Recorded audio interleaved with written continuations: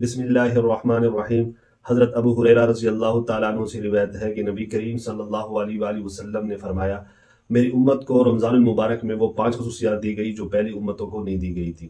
Number 1، روزہ دار کی منہ کی بو اللہ تعالیٰ کے ہاں مشک سے زیادہ پاکیزہ اور خوشبودار ہے۔ نمبر 2، روزہ دار کے لیے دریا کی مچھلیاں مغفرت کرتے رہتی ہے۔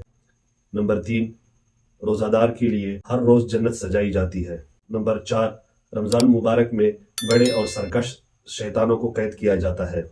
نمبر 5، رمضان المبارک کے آخری رات کو مغفرت کے دروازے کھول دیے جاتے ہیں۔